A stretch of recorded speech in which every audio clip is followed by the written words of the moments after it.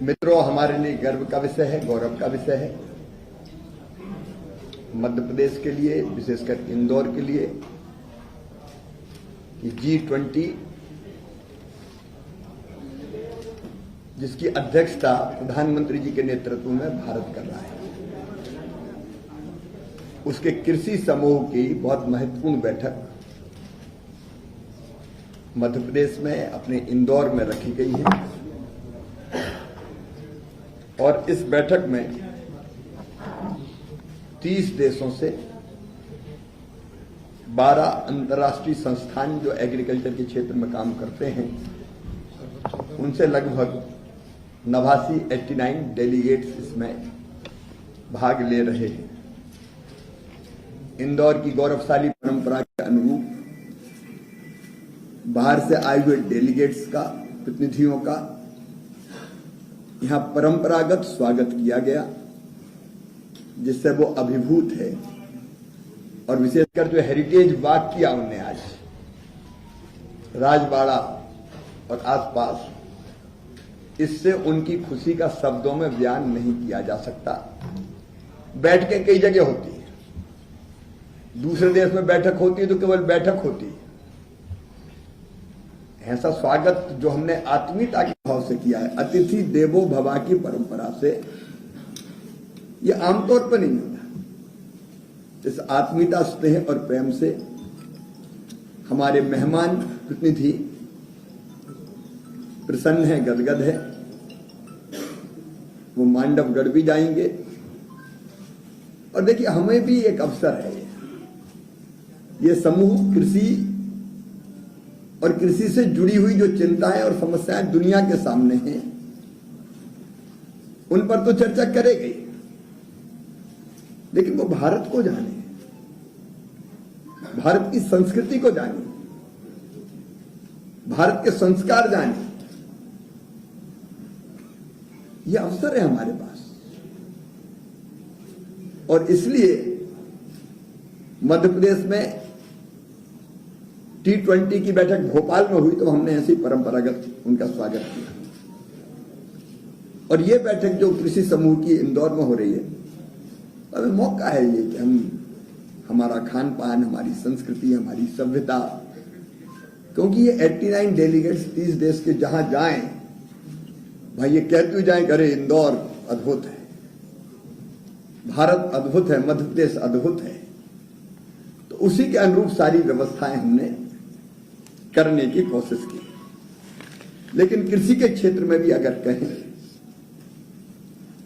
तो मित्रों, हमारे देश में जो मैंने आज कहा भी, कहावत कही गई है, घाघ नहीं, घाघ और भंडरी की कहावतें अपने देश की बहुत प्रसिद्ध है। और पहले तो बाकी कुछ नहीं होता तो शुक्रवार की बादरी रहे शनिचर छाए, तो यो बोले भंडरी फिर बरसे नहीं जाए, इसी से अनुमान लगाते थे। हमारे यहां एक कहावत और है, उत्तम खेती मध्यम बान, अधम चाकरी भीख निदान। तो मैंने कहा कि हमारे लिए तो उत्तम खेती है, और देश की खेती उत्तम है। आज एक तरफ कृषि के क्षेत्र में आज वो दिन आ गए जब भारत के, मध्य प्रदेश के गेहूं की दुनिया में मांगे 21 लाख मीट्रिक टन हमने एक्सपोर्ट किया। हमारा सरवती गेहूं, MP वीट नाम से बिकता है पूरी दुनिया में। वो तो हम देश की जरूरत देखते हुए अब एक्सपोर्ट नहीं कर रहे हैं, लेकिन पूरी दुनिया में डिमांड है। हमारा बासमती राइस की सुगंध पूरी दुनिया को आकर्षित करती है। बालाघाट के चिन्नौर चावल को GI टैग मिल गया। हमने प्रधानमंत्री श्रीमान नरेंद्र मोदी जी के नेतृत्व में जो टेक्नोलॉजी का इस्तेमाल किया है, आज दुनिया उसको भी न केवल ध्यान से देख रही है, बल्कि उससे सीखने का काम भी कर रही है। तो एक तरफ आधुनिक तकनीक का इस्तेमाल, तो हमारे हर किसान के सॉइल हेल्थ कार्ड बना दिए, ड्रोन का हम इस्तेमाल कर रहे हैं। डिजिटाइजेशन कर रहे हैं, तो दुनिया इसको भी बड़े ध्यान से देख भी रही है, सीख भी रही है। लेकिन दो चीजें जो भारत का संदेश भी है और जिससे लोग सीखेंगे भी, एक मोटे अनाज हमारे, जिनको प्रधानमंत्री जी ने नाम दे दिया श्री अन्न।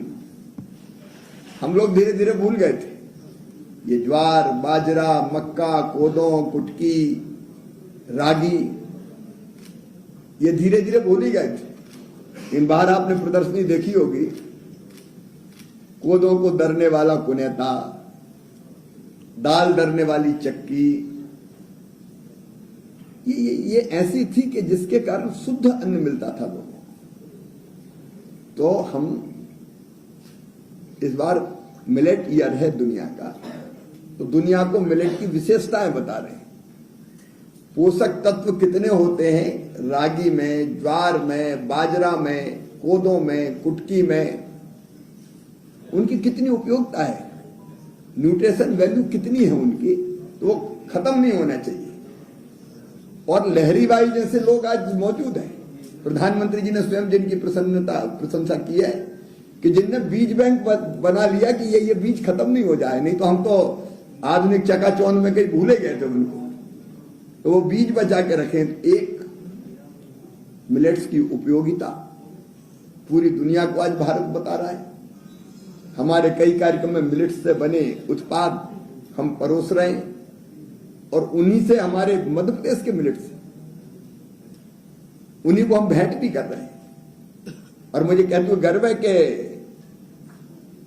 जैविक खेती में मध्य प्रदेश हिंदुस्तान में नंबर 1 है। 17.5 लाख हेक्टेयर में हम जैविक खेती कर रहे हैं, ऑर्गेनिक फार्मिंग, जो लोगों के स्वास्थ्य के लिए जरूरी है। और नंबर 2, जैविक खेती के भी एक कदम और आगे बढ़ के प्राकृतिक खेती। प्रधानमंत्री जी का मंत्र देखो, इस धरती को, भारत का संदेश जो आज हमने कहा भी कि इस धरती को आने वाली पीढ़ियों के रहने के लायक भी बचने देना है। ये केमिकल, फर्टिलाइजर, कीटनाशक, इनका अधिक उपयोग केवल अन्न और सब्जियों को विषैला नहीं बना रहा, ये मानव स्वास्थ्य के लिए भी गंभीर खतरा है। कई रोग इनके कारण उत्पन्न हो रहे हैं और जीव जंतुओं की कई प्रजातियां खत्म हो गई। अब गिद्ध आपने देखे होंगे, पहले जमाने में मंडराते हुए आसमान में दिखते थे और कहीं ढोर मरा पाया गया तो वो साफ कर देते थे। ये एक सिस्टम था कि उसकी बदबू भी नहीं फैले, वो उनके लिए उपयोगी हो जाए। कीटनाशकों से वही खत्म हो गए बेचारे। बड़ी मुश्किल से भी गिद्ध बचा के रखे हमने कुछ जगह, और उनको बढ़ाने की कोशिश कर रहे हैं कि इनको भी तो जीने दो, इनको भी जीने का हक है। धरती केवल अपने लिए थोड़ी है, जीव जंतुओं के लिए भी है, पशु पक्षियों के लिए भी है। ये कीटनाशकों के कारण हुआ। तो प्राकृतिक खेती की तरफ दुनिया आए, और इसलिए घनामृत, जीवामृत, गोबर, गोमूत्र, उनसे जो बनी हुई खाद है उसका हम उपयोग करें, उनसे बने हुए कीटनाशकों का उपयोग करें, तो मानव स्वास्थ्य के लिए और धरती को आने वाली पीढ़ियों के लिए बचा रखने के लिए भी प्राकृतिक खेती जरूरी है। बाकी सब विषयों पर तो विशेषज्ञ विचार करेंगे, क्योंकि खाद्य सुरक्षा दुनिया में सबसे ज्यादा महत्वपूर्ण है। आने वाले समय में दुनिया की खाद्य की आवश्यकताओं को पूरा कर सके, लेकिन वो भी ऐसा कि शरीर भी स्वस्थ रहे, और वो भी ऐसा कि बाकी लोग, बाकी जीव जंतु भी बची रहे, नदियां भी बची रहे। ऐसे अनेकों विषयों पर खाद्य सुरक्षा, पोषण, sustainable agriculture, climate smart approach, inclusive agri value chains और फूड सिस्टम, एग्रीकल्चर के ट्रांसफॉर्मेशन के लिए डिजिटाइजेशन वगैरह सारे विषयों पर ये विद्वान चर्चा करेंगे। और इस चर्चा से, इस मंथन से निश्चित तौर पर अच्छे निष्कर्ष निकलेंगे, वो देश और दुनिया के काम आएंगे। मुख्यमंत्री जी, आपने बात की सुरक्षा की, खाद्य सुरक्षा की। क्या भारत में क्षमता है कि खास करके गेहूं की जो मांग बढ़ी है, खासतौर पर रूस यूक्रेन के बाद युद्ध हुआ उनके बीच में, और अभी सीरिया में उनके भूकंप भी आ गया, तो कितना सक्षम है भारत? भारत में ये मानता हूं कि पहली चीज तो ये थी कि पहले हमारे लिए पर्याप्त अन्न हमारे पास ही नहीं हुआ करता था, लेकिन आज ये गर्व का विषय है कि दुनिया की आवश्यकताओं की पूर्ति आज भारत कर रहा है। 2030 तक दुनिया में खाद्यान्न की मांग हो जाएगी 345 मिलियन टन। 2000 में ये मांग 192 मिलियन टन थी। इस बढ़ती हुई मांग की आपूर्ति में भारत ने बहुत महत्वपूर्ण योगदान दिया है और मुझे कहते हुए प्रसन्नता है कि अकेले मध्य प्रदेश ने 21 लाख मीट्रिक टन गेहूं का आयात किया है। लेकिन अभी हमारे यहां बहुत संभावना है।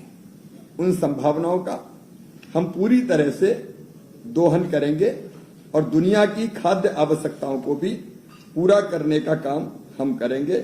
मुझे ये कहते हुए भी प्रसन्नता है कि अकेले मध्य प्रदेश का बता रहा हूं, 18 साल में हमने जो बुआई का क्षेत्र है वो पहले 199 लाख हेक्टेयर हुआ करता था, इससे बढ़ा के कर दिया 299 लाख हेक्टेयर। और उत्पादन आप अकेला मध्य प्रदेश का देखिए, 18 साल पहले 159 लाख मीट्रिक टन था उत्पादन, अब बढ़ के हो गया 619 लाख मीट्रिक टन। 159 से 619 लाख मीट्रिक टन तक पहुंचे हम और अब भी क्षमता है हमें कि इसको हम और बढ़ा पाए। इसलिए निश्चित तौर पर दुनिया की खाद्य सुरक्षा में भारत का और भारत में मध्य प्रदेश का महत्वपूर्ण रोल रहेगा। नेशनल फार्मिंग और ऑर्गेनिक फार्मिंग की बात करी, पिछले साल ये आपने कहा था कि इन दोनों के मॉडल के रूप में आगे बढ़ना चाहिए ऑर्गेनिक और नेचुरल फार्मिंग में, लेकिन अगर बात करें तो 1% भी किसान यहाँ पे नेचुरल और ऑर्गेनिक फार्मिंग पे नहीं है अभी। आप जानते हैं कि पिछले साल से ही ये अभियान, 1 साल भी नहीं हुआ है अभी, आप जानते हैं ये अभियान प्रारंभ हुआ और मुझे ये बताती हुई खुशी है कि इस साल 60,000 किसानों ने ऑर्गेनिक फार्मिंग के लिए और प्राकृतिक खेती के लिए उन्होंने रजिस्ट्रेशन करवाया और आज 60,000 किसान मध्य प्रदेश में प्राकृतिक खेती कर रहे हैं। हमारी कोशिश है कि इन 60,000 ये ऐसा प्रदर्शन करे कि जिससे देख के आसपास के किसान भी आकर्षित हो। ये काम ऐसा नहीं है कि आप दादागिरी से थोपने की कोशिश करें। ये काम जब वो देखेंगे और देखेंगे कि जो प्राकृतिक खेती कर रहे हैं उनका उत्पादन बढ़ भी रहा है और उसकी कीमत भी बढ़ी हुई मिलेगी, तो एक के बाद एक दूसरा किसान प्रेरित होगा और उससे सीखने की कोशिश करेगा। तो मुझे लगता है धीरे धीरे हम वो माहौल बना देंगे जिससे लोग और बड़ी संख्या में किसान प्राकृतिक खेती से जुड़ेंगे। मुख्यमंत्री जी, ऑर्गेनिक खेती में मध्य प्रदेश नंबर 1 है, लेकिन सर इधर अच्छा इधर मैं उधर देख आवाज इधर से आ रही, अच्छा ये लगा इसलिए। ऑर्गेनिक खेती में मध्य प्रदेश नंबर 1 है, लेकिन बाजार और मंडी नहीं है इनके उत्पादों को बेचने के लिए। मित्रों, बाजार भी है और मंडी भी है। आज मुझे ये बताते हुए प्रसन्नता है कि मिलेट्स की मांग बहुत तेजी से बढ़ रही है और हमारे जितने जैविक उत्पाद है उनमें सबसे बड़ा योगदान मिलेट्स का ही है। आज उनकी पैकिंग, उनकी ब्रांडिंग, उनकी मार्केटिंग सब में प्राइवेट सेक्टर भी आ रहा है और सरकार भी अपनी तरफ से प्रयास कर रही है। मुख्यमंत्री शिवराज जी, शिवराज जी, मध्य प्रदेश को लगातार कृषि कर्म अवार्ड मिलता रहा है। मिलेट्स के मामले में पूरे देश की मतलब एक तरह से राजधानी बने या पूरा बने, उसको लेकर क्या हम आज भी मिलेट्स की राजधानी हैं, क्योंकि जो हम जैविक उत्पादन जो हमारा होता है उनमें आपके कोदो, कुटकी, ज्वार, रागी यही फसलें आगे, गेहूं और बाकी चीजों में तो फिर खाद का इस्तेमाल होता है, लेकिन और प्रयास इसके करने चाहिए और इसलिए हमने मिलेट मिशन बनाया है और उस दिशा में लगातार बीज में भी और उन्नत बीज कैसे हो सकते हैं वो, और एक पूरी की पूरी चेन मार्केटिंग की, ब्रांडिंग की, खरीदने की, वो भी करने की व्यवस्था की जा रही है। महुआ को लेकर के आपने अब इतना काफी है जी। मध्य प्रदेश का जो महुआ है उसको लेकर के आपने वहाँ पर जो है देखा प्रदर्शनी में, और जो आदिवासी तो उसको लेकर मुख्यमंत्री जी क्या कहेंगे? महुआ से कई उत्पाद बनते हैं, आप जानते हैं, और महुए से कई तरह के, महुए के बिस्किट भी बन रहे हैं, महुए की और भी चीजें बन रही है, वो लगातार उस पर काम हो रहा है, उसका लाभ भी हो रहा है।